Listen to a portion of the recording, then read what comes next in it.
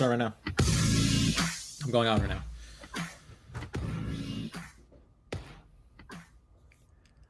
Yes, friends, it's OGP, the One Giant Podcast, where, of course, I am your host, Adam Armbrecht, breaking down the Brooklyn Nets over on the Locked On Nets podcast with my boy, Doug Norrie. Thursday morning? I think it's a Thursday morning. We know we got a lot going on when it comes to the New York Football Giants. Andrew Makowitz, who is healthy, wealthy, and wise, a season generational ticket holder for the New York Football Giants. He will be here momentarily as we get ourselves dialed in. We know the Giants end up actually claiming in total 7 players coming off the line here. There's a couple of guys that I want to point to. There's some other news and notes coming in. You may have watched the episode yesterday morning where we were talking about at the end other players. We threw out a couple of names. I did mention Khalil Pimpleton. You may have seen him on Hard Knocks for the Detroit Lions. He's in for a visit today. Not sure. We'll keep it up to date.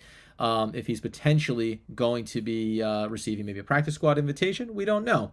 Just a footnote on him, he's the kind of mold that fits the player. We'll talk about, fits the system, excuse me. We'll talk about him a little bit more coming up here. But initially, the big wave that we got yesterday was the Giants claiming 4 players to start, and then what ultimately grew to 7. DB Jason Pinnock, who was formerly of the Jets, also had DB Nick McLeod from the Bills, picked up Jack Anderson from the Eagles, interior offensive lineman, and then Justin Lane from the Steelers. We take a brief pause there on the conversation because let's just go through these first handful of players. We'll talk about the corresponding moves that went along with it. And Andy can help us flesh that out when he comes in as well. Some guys were cut. Some guys were already brought back. Some guys were put onto the practice squad, right? So there's a lot of things to get through here in a relatively short amount of time this morning. We'll come back in again tomorrow and continue to break some of this down. However, when we take a look, the first one I'm going to point to here, because there was concerns around Shane Lemieux, was he going to be able to start on the injured reserve, start the season on the PUP list?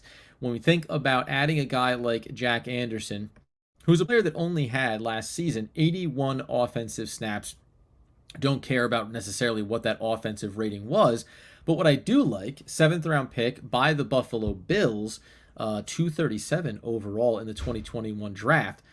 What do I like about him? You go over and you take a look at his profile, obviously coming out of Texas Tech. I'll tell you that he is regarded as a better pass blocker than run blocker out the gate. That matters to the New York Football Giants because we're talking about a player in Jack Anderson that obviously gives depth at an area of need that the Giants have on the interior, but also gives you an opportunity to improve potentially in what is the weaker of the two facets, the pass blocking, the pass protection. When we think about even Evan Neal, the rookie for the New York Football Giants first-round selection this year, as we all know, you know that his footwork and he's stronger right now in run blocking because that's a little bit more straightforward. You have to deal with more. You have to hold up longer in pass protection. So you get a guy on the inside that can hopefully help you with that as we bring in Andy Makowitz on a Thursday. I said at the top, but I'll say it again. Healthy, wealthy, and wise. Andy, we're just getting into those initial 4 from yesterday and talking about Jack Anderson on that interior offensive line. This feels like an easy one as I was looking at his draft profile. Like he has a good baseline of skill sets. He's a 7th round pick, but he comes in and is regarded a little bit more athleticism than you expect him to have, moves well, squares his body, finishes. Mostly it seems like footwork was going to be a big concern for him coming out. The Giants needed this. They get a guy. Yeah, we talked about Alex Leatherwood yesterday as a potential claim for the Giants. I think one of the missteps that we had, or I had at least hand up in thinking that he was going to be a good fit was when you're claiming a first-round pick like him, you have to absorb his salary and his contract, and all of those years are guaranteed. So instead of being able to grab a guy for the veteran minimum, I think you were on the hook for $5.9 million over the next 3 years on a guy that you're taking a flyer on. The Giants didn't have the salary cap to be able to do something like that, so they went the smarter route with someone like Jack Anderson. I think, to your point, it feels very similar needs where he can play inside, can probably play guard, a little bit of center, gives you a little bit of versatility across the line. And the Giants desperately need that with Shane Lemieux going on IR. Who knows what's happening with Azudu? Is Ben Bredesen going to be starting week 1? Where's Feliciano's health at? There's so many question marks across the inside interior offensive line that we had to at least address it somehow, some way. Jack Anderson does that for us. 100%. And we'll talk more tomorrow when it comes about the financial situation that the Giants still find themselves in, which is negative. But the other out of the first four that came in there, then I thought the other notable one for me, you knew they made some cuts in the secondary. You knew they were going to bring in some guys. We know Tony Jefferson got officially signed. He'll be brought up from, we think, the practice squad at some point in all these mechanics. But they also went out and grabbed Jason Pinnock, who was off of the Jets. Saw him in the final preseason game.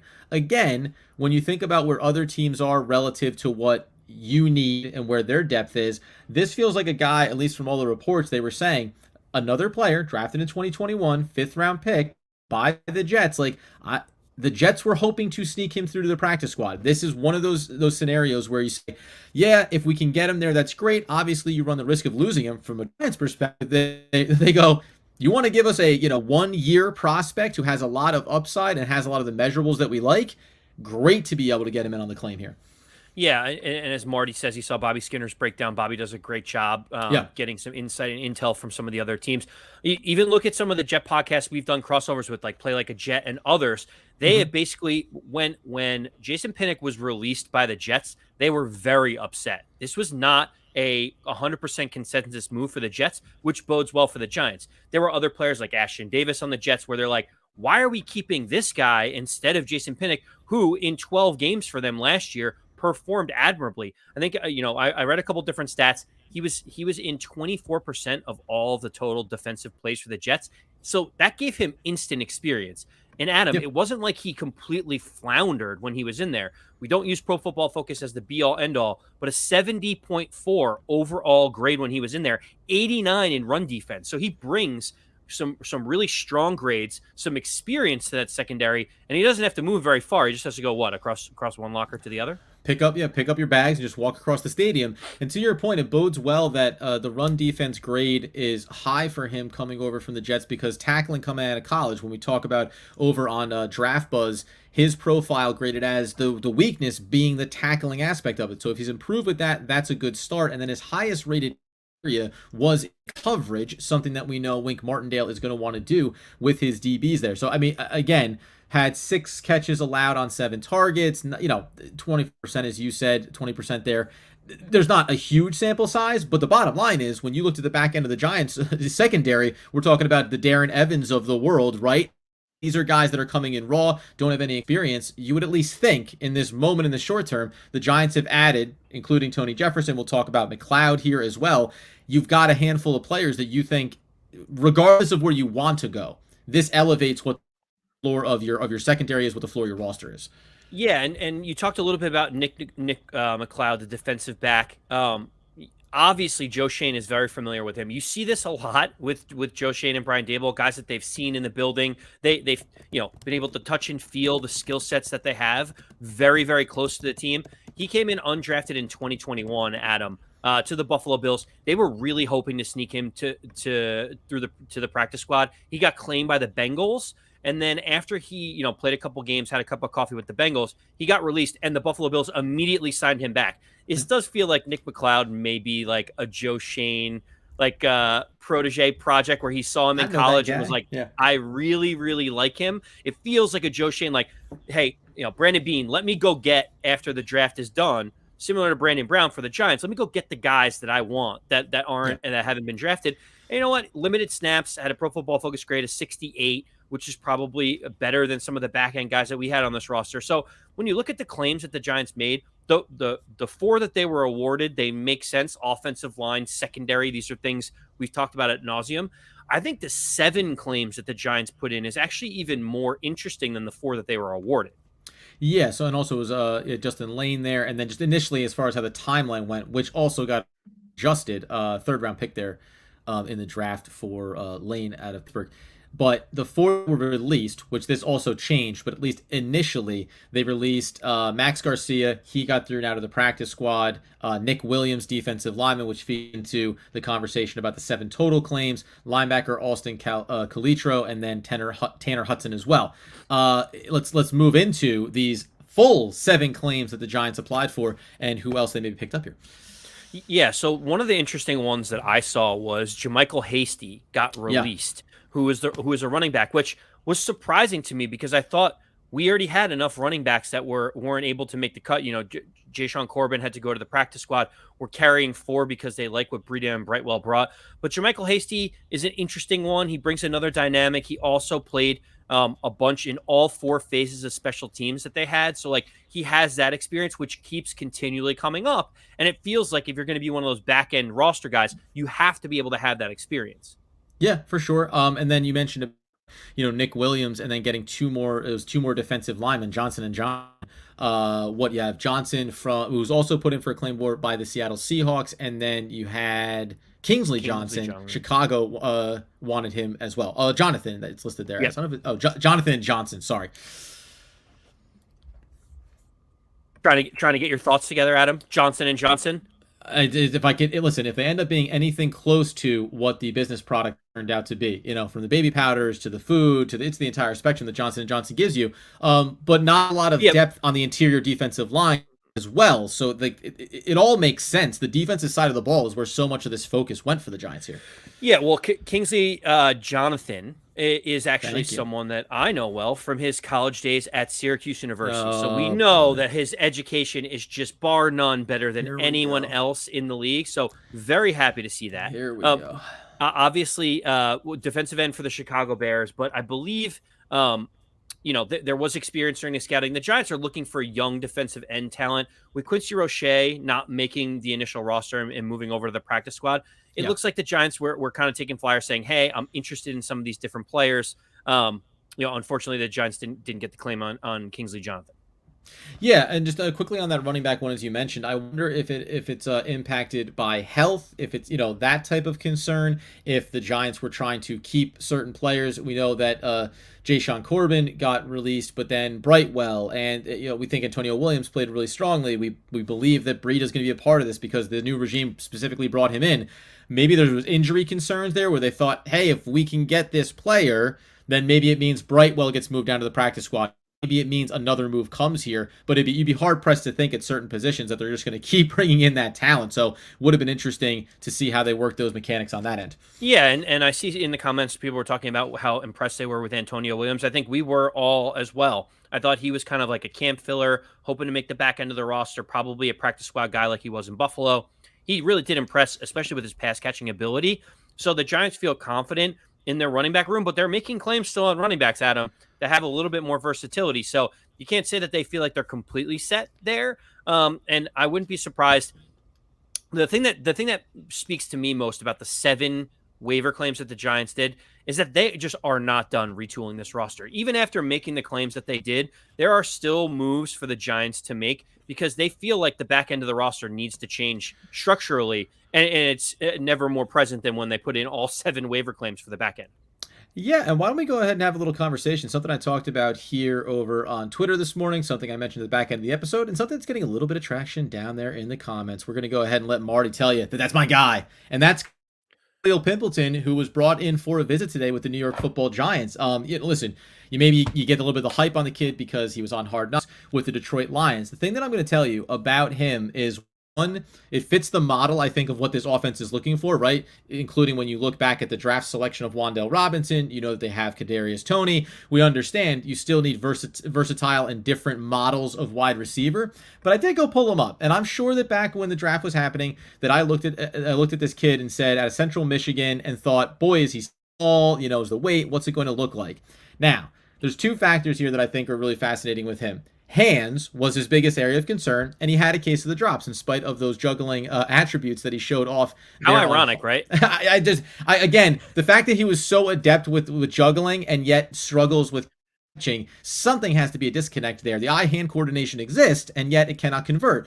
That being said, though, he runs great intermediate and deep routes. He has the speed. He's sub 4.5, 4.49 that he ran there at the combine as well. This is the kind of guy, I think, when you start to look at what the Giants have been doing, what they did in the draft, and where it seems like things are heading for this wide receiver room, this guy would make a really good low-risk pull a flyer on him. And if you can develop him, all of a sudden, you're walking down the road having another model player that gives you the redundancy you want when guys need breathers out there. Okay, so I have a question for you, Adam, because this is your guy. And let's say that the Giants bring him in for a visit. He's 5'9", 173. He's very slender, but he is relatively electric. 175. You do not take away those 2 pounds from him. How dare you? All right, fine. Different places. Depends what he ate this morning, right? But That's right. but Yeah. my question to you is, if the Giants bring him in and Yes. he's got a bunch of practice squad offers, but the Giants come in and say, we're willing to put you on the 53 because you bring something to the table. My question to you is, do you think that roster spot is Darius Slayton's roster spot, or do you think that roster spot is Richie James's roster spot? I would assume, and there's a reason for it. I would assume it's Richie James's roster spot. Richie James is further down the pecking order, not even relative to Darius Slayton, just in the wide receiver room. He's also a special teams guy. Khalil Pimpleton, you could use him in a special teams role as well in the return game. And then the other reason for this is you can look across the stadium. The New York Jets fielded some offers, but never pulled the trigger on moving Denzel Mims, right? Why? Because they know that he is a talented wide receiver. If something came up, sure, they would make the move. Likewise for the Giants. They're already in a bad cap situation, but you're not going to pull the trigger if you think there's an opportunity here maybe to get maximum value for Darius Slayton. No one is offering the Giants something for Richie James. You could still get a 6th or 7th round pick for Darius Slayton, depending on what happens here. Remember, we talked about it yesterday. Who put in claims for wide receivers and who missed out, right? Maybe they come back to the table. So I think the Giants would be willing to keep Darius Slayton as long as possible, even into the season, if that's the case. Well, I think you're right, and I think the reason is also another aspect of it. It's that Richie James and Khalil Pimpleton basically bring the same athleticism and have the same skill set, would fill the same role for the Giants. Like, Khalil Pimpleton is 5'9", Richie James is 5'9". Richie James is 10 or 12 pounds more, but they play the exact same way. They're a small, shifty wide receiver. Obviously, they both work in special teams on punt return and kick return. They have a very like-for-like situation, so I think that's the trade-off. Darius Slayton brings a completely different dynamic, a taller, bigger body receiver that can get vertical down the field. And, it's a completely different skill set. So to me, I think you're right. I think that last roster spot with Richie James and him, you're kind of trading out one for the other. I wouldn't see the Giants bringing in Pimpleton, getting rid of Darius Slayton, and then all of a sudden you have Wan'Dale Robinson less than 5'9". You've got Richie James less than 5'9". You've got Khalil Pimpleton at 5'9". You've got Sterling Shepard at 5'10". You'd have like 5 or 6 receivers that are under 6 feet tall on the roster, which, while you want versatility, you probably don't want to swing things completely in that direction. No, 100%. Yes, you may like the mold or a particular style of play that a player has, yet you still want to have versatility. When we talk about the practice squad that happened here as well, and we're seeing LJ asking about Wyatt Davis too, there's some other names here that we need to track through. But Tony Jefferson was signed to the practice squad, which then makes you, the rolling, as you said before, the rolling impact and decisions that have to happen here, because the roster from practice squad to first 53 to pup list, like all these things are still in motion here probably over the next couple of days. Yeah, so Tony Jefferson was someone that we highlighted the second that came out. No surprise. We're That's not breaking any. Yeah, feather in your cap. Yeah, I mean, the second that happened, I said, wow, Tony Jefferson, veteran who is going to be cheap, that played under Wink Martindale. That is an area of need for us. Like, it could not line up better. The only question was whether Wink thought there was still something left with Tony Jefferson, and if Tony Jefferson still thought he had something left to go to another team to contribute, or did he want to go to the practice squad, fill out the back of the roster, and end his career with the Ravens? Right. I'm glad that he chose the Giants. It's a feather in the Giants' cap. Wink is saying, I'm building something here, and you could still be a part of it. But remember, let's temper expectations on Tony Jefferson. He is 30 years old. He has played very limitedly over the last 2 years because of injuries. So there's a lot to figure out on what he has left. But Wink knows him so well that if Wink wanted to bring him back there, you know that he already understands the scheme after being in it for 5 years. And if nothing else, it's a veteran leader that can help Julian Love, Xavier McKinney, and Dane Belton figure out exactly where they need to be and when they need to be there. Yeah, I agree with you on that point of it. It'll be interesting to see. As also, by the way, we should just mention, Calitro was brought back by the Giants too, as we highlighted him as being one of the cuts earlier earlier in the day, yesterday. The other one here, probably worth mentioning, Tony Jefferson gets brought in, and we assume will be coming up to the full 53, as you say. Davis Webb got brought in, and Quincy Roche got brought back onto the practice squad as well. So it was funny because a lot of people were having that conversation around Quincy Roche and saying, some people were like Ellerson Smith, like I would lose him before I lose Quincy Roche, and we understand what you saw last season him, but you just have to deal with what's in front of you. Before we talk a little bit about Wyatt Davis, you have to just accept, what are we seeing this offseason? It tells us that the hierarchy has shifted. But also, Adam, I think, and this is something that we pointed out yesterday on Twitter, is like, let's also, everyone was a little upset about Quincy Roche being like, man, he's going to get claimed. He was so good. He flashed for us early on. Guess what? Not a single team claimed him in the NFL. And he could have had other opportunities to go elsewhere. And he said, you know what? I want to go back to the Giants. So give kudos to Joe Schoen for looking at the talent, evaluating the roster, and saying, while we would love to have Quincy Roche back on the practice squad, I can't afford to get rid of O'Shane Ximenez. I can't get rid of Ellerson Smith because these guys have a future with the Giants, and they probably have a better likelihood of getting claimed than someone like Roche. And the last piece I'll say is, Roche just doesn't seem to fit entirely into what Wink wants to do. Like, he's still a great football player. That's not really the question. The question is, can he really flourish in the scheme that Wink does? He wants tall, athletic guys that can be moved around and shifted into different positions. It feels like Quincy Roche is a little bit of a more traditional, just pin your ears back and go try to get after the quarterback, which is not necessarily the best fit for Wink Martindale's scheme. No, 100%. I'm trying to track down here for the Wyatt Davis information just in the background. Obviously, for the Vikings, 23 years old, still on the younger side of it. But it may take me a second here just to fully flesh out how that looks. I also want to look at what the practice squad now looks like for the New York Football Giants. Did anything surprise you as I just funnel my way through here? Obviously, a guy like, and this is just footnotes, but like Mbakita getting over there, Corbin getting over there. You have Austin Allen, Ryder Anderson, Quincy Roche, Zion Gilbert, Darren Evans. These are the young guys that got pushed out the door as we're waiting for these cuts. In that regard, while I acknowledge I have to, as well as the safeties, by the way, Thompson, Meadors, right hand is in there for the cornerback room. I'll acknowledge that, like in the case of Darren Evans, I was willing to start to go down this road with an undrafted free agent being a part of that room. All off season long, it was, hey, in some ways, it's the waiting game for cuts. Like, that's what it was, a waiting game for cuts. And then all of a sudden, when you see four guys come into the secondary, you immediately go, yes, we just couldn't trade for all of them. We had to wait for them to become available. So when I look at the practice squad, Adam, the first thing that comes to my mind is not necessarily who's there, it's who's not there. Because all the guys the Giants didn't have any player that they released that got claimed. So that'll tell you something about the depth that we had inside of camp, first and foremost. Secondly, if none of those players got claimed, that's basically saying no other team really has that much interest. It's like, why wouldn't I sign back with the Giants who have familiarity and like me at that point? So, like, I'm not surprised that Ja'Shawn Corbin ended up coming back. I think that's a big win because no other team claimed him. If no team's going to claim him, his best shot is an injury for the Giants and he gets promoted instantly. I think the two names that come to my mind that did not sign up for the practice squad as of a few hours ago were Alex Bachman and Yusuf Corker. Those are the two names to me that end up really highlighting kind of the challenges the Giants have. Alex Bachman was playing flag football 12 months ago and really showed up in camp and led the preseason in receptions with 19.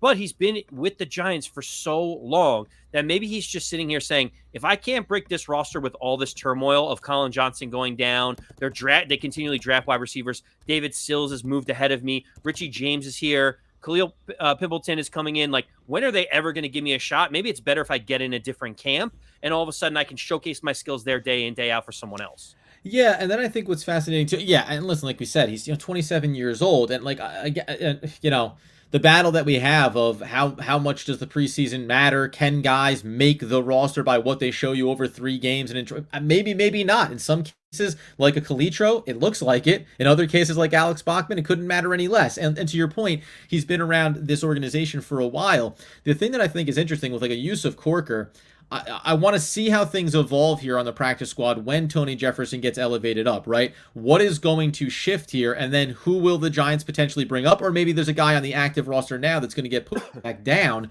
in order to make those accommodations. Yusuf Corker didn't get claimed by anybody. He's sitting out there. Listen, I know he's an undrafted safety. However, all indications from a prospect standpoint was like, this is a guy that really could develop. Do you think that it's just like, is it Thompson that ends up kind of pushing him out of the hierarchy here? Is it that there's the special teams value where Corker had played a little bit, but not enough? Because I'll be fair too. For as much as we liked him as a prospect when they picked him up, when you started seeing him, the one thing I think you can take away from preseason games is the old eye test. Like, does a guy just look like he's functioning well? And there were a lot of times when Thompson was jumping off the tape at you, and Yusuf Corker just kind of looked like he was out there. Well, the issue with Yusuf Corker was when Dane Belton goes down with an injury, it's basically your time to step up and show that you want to make this roster. And we talked about how great the story is with Yusuf Corker, basically sleeping on Wan'Dale Robinson's couch until he could figure out what's going to be happening. The story writes itself about wanting him to succeed. I think the issue was all of the moves that the Giants front office made right after Dane Belton got hurt really told you, what they thought of Yusuf Corker's progression. Obviously, they had Trenton Thompson there. They brought in Andrew Adams. They brought in Nate Metters right towards the end. You had Trenton Thompson there. You had so many different safeties that got brought in to basically say, we need someone else here. We need to just see if we can catch lightning in a bottle. It never worked out for Yusuf Corker. And the one thing that I will say is he hasn't been signed to the practice squad yet. It will be interesting to see if he maybe decides to try to jump onto a practice squad closer to home, because he does have a wife and a newborn son back down towards the University of Kentucky where he went. It may make sense from like a family standpoint. Let me jump on a practice squad closer to here. I don't know, the Tennessee Titans or something like that. So I don't have to move my family completely up to New York on the off chance that I can make this roster when they've already brought 6 guys in to try to figure out if they could fill my void.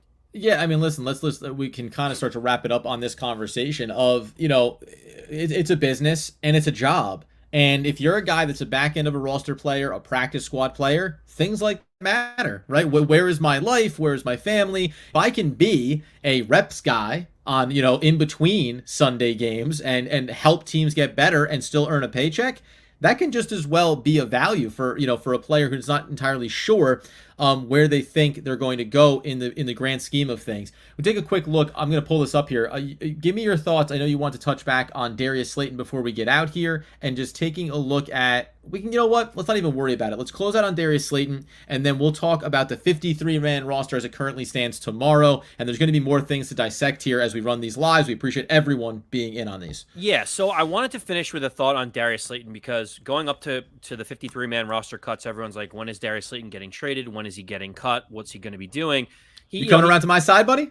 Well, yeah, I think I am. I think I'm slowly starting to move over at him, because he sounded like a man defeated that was like, I don't know if I'm going to be here. It kind of, I think the media situation kind of lulled him into this like whole purgatory situation. Couldn't get out of his own head. But when they asked him recently, the comments start to make more sense. He's like, hey, listen, they're going to field calls on me. Like, I get it. Like, it's being talked about because the Giants need cap space. And he's like, and also I'm a realist. If the Rams called and Aaron Donald was available for Darius Slayton, I'm obviously getting traded. He's like, even I would make that trade. So he's being realistic about, hey, this is a business. I would like to be here. I have familiarity with the team, want to stay, but it is a business. And at the end of the day, I might have to go somewhere else to continue my career.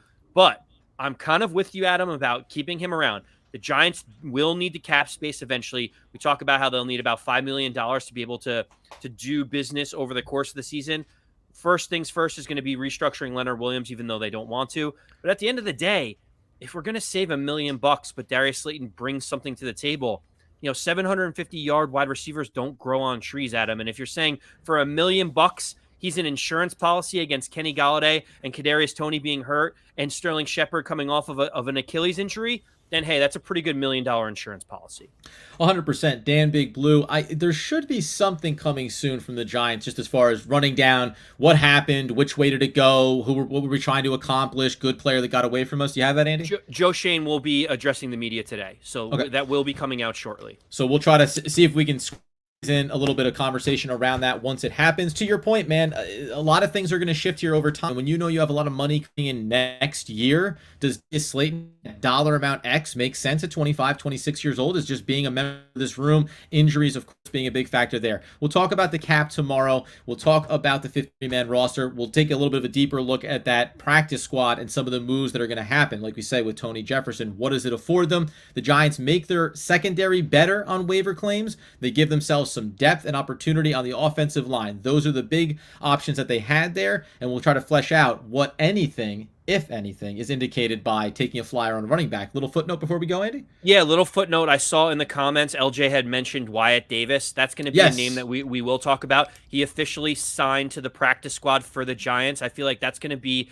an under-the-radar move where he could very quickly insert himself into the roster. Short and sweet is third-round pick last season for the Minnesota Vikings. Had a lot of pedigree coming out of school. I believe he was Ohio State. He is a guy that I am very interested to see how he can vault up. Instead of going after Leatherwood, who really truly disappointed and would have cost a bunch of money, the Giants go after Jack Anderson, Wyatt Davis, and they're slowly starting to build something up here. I really like that move, for the Giants. Yeah, we'll dive in deeper specifically on the offensive line. You know we love to talk it here on OGP. That being the case, get over to YouTube. You've been seeing us running some lives like these. Could become a theme throughout the season because, quite frankly, our reps are clean, Andy. We'll talk about the roster. We'll start to talk about Tennessee Titans, right? And what are the expectations here? There's a big conversation we'll start to get into next week around what do we think is going to happen. And you'll see, myself included here on the show, we're off of these conversations around how did things go in camp, is someone struggling or not. We get into the tape, we start watching games, and we hopefully start to set the table for a successful New York Football Giants season. Get those podcasts wherever you get those needs fulfilled. And in the meantime, friends, as Andy Makowitz would want, need, and nay, demand people know.